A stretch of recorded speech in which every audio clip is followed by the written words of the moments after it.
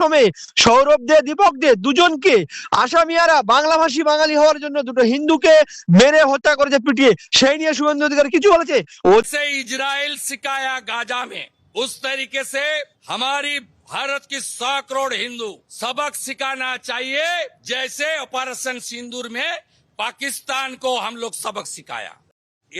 এদের উপরে আমরা তো সার্জিক্যাল স্ট্রাইক চাই। হিন্দু সেন্টিমেন্ট দেখাচ্ছে। আমি দুটো বিষয় তুলবো। এই আজকে আপনার 27শে ডিসেম্বর, এই এক সপ্তাহের ভিতরে আরো যেটা 18 তারিখে দীপু দাসের বাংলাদেশ ঘটেছে, তার ন্যাক্কারজনক ঘটনা। এইভাবে কোনো মানুষের উপরে অত্যাচার করা উচিত নয়, শুধু সংখ্যালঘু নয়, যে কোনো মানুষ। শুধু ওখানে যে সংখ্যালঘু হচ্ছে তা নয়, ওখানে মুসলিমদের উপরে অত্যাচার হচ্ছে, মব লিঞ্চিং হচ্ছে, সে প্রসঙ্গটা আলাদা। হচ্ছে হিন্দুর কথা বলছে, আমাদের ভারতে তো হিন্দু আক্রমণ হচ্ছে। কিছুদিন আগে 2-4 দিন আগেতেই অসমে সৌরভ দে দীপক দে দুজনকে আসামিয়ারা বাংলাভাষী বাঙালি হওয়ার জন্য দুটো হিন্দুকে মেরে হত্যা করেছে পিটিয়ে, সেই নিয়ে শুভেন্দু অধিকারী কিছু বলেছে? ওদের দরকার ভোট, ওদের দরকার হিন্দু মুসলমান করা।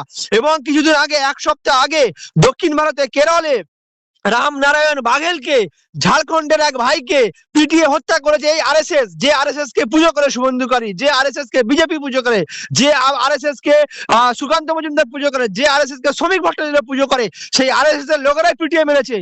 সেখানেও মেরেছে হচ্ছে অসমে হিমন্ত বিশ্ব শর্মার বিজেপির যে মুখ্যমন্ত্রী, তার ক্যাডার, সেই আরএসএস কে ক্যাডাররা, তারা মেরেছে সৌরভ দে দীপক দেখে, আর এখানে রামনারায়ণ বাঘেলকে মেরেছে। তাহলে তাদের বিরুদ্ধে কি স্টেপ নিয়েছে? এরা দীপু দাসের কথাই পড়ে রয়েছে। কেন?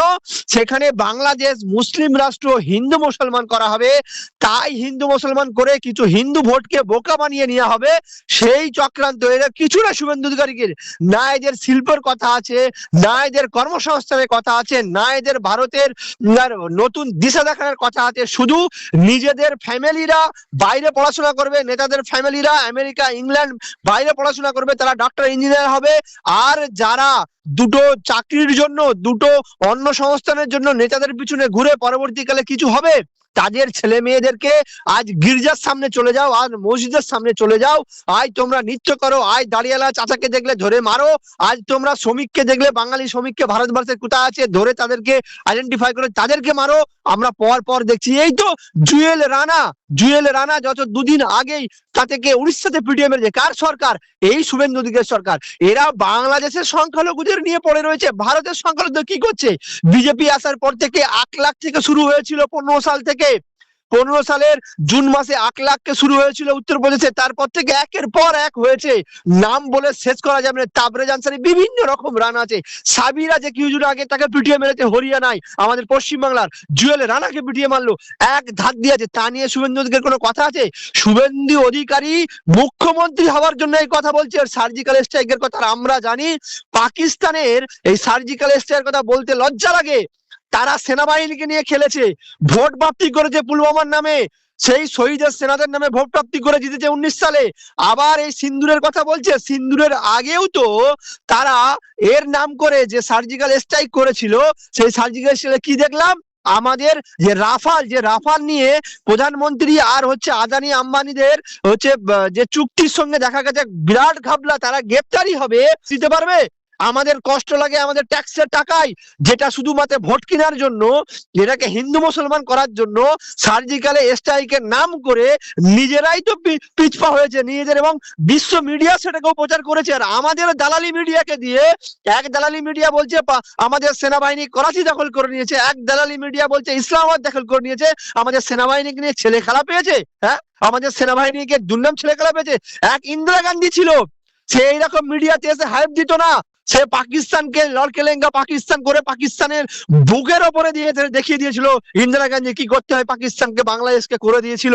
আর এরা শুধু ভোট প্রাপ্তির নামে, এরা শুধু হিন্দু মুসলমানের নামে এই শুভেন্দু অধিকারী এত কিছু করছে। কেন করছে?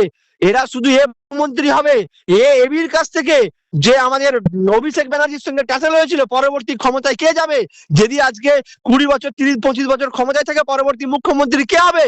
সেখানে দেখছে না ভাইপোর দিকে চান্স যেতে পারে বেশি, তাই তিনি টক্কর দিয়ে এখানে মুখ্যমন্ত্রী হওয়ার জন্য এসেছে বিজেপিতে। উনি তো টাকা চোর, উনি তো টাকা চুরি করে, যেমন চাকরি চুরি, যে চাকরি চুরির বিষয় নিয়ে অভিজিৎ গঙ্গোপাধ্যায়ের সঙ্গে বড় বিষয় হয়েছে এবং 26,000 চাকরি গেছে, সেই চাকরি সবচেয়ে বেশি 2 নম্বরই কোথাও হয়েছে? মেদিনীপুরে হয়েছে। সেই মেদিনীপুরের চাকরি কার হাতে হয়েছে? শুভেন্দুর হাতে হয়েছে। সেটা কেউ তুলেছে? এটা এক নম্বর দাগি আসামি একটা।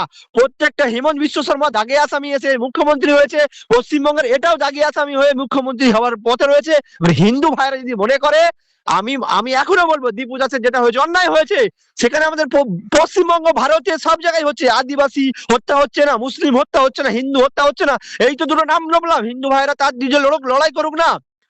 100 বার প্রত্যেকটা মৃত্যুই দুঃখজনক, প্রত্যেকটা মৃত্যুরই হচ্ছে সাজা হওয়া উচিত।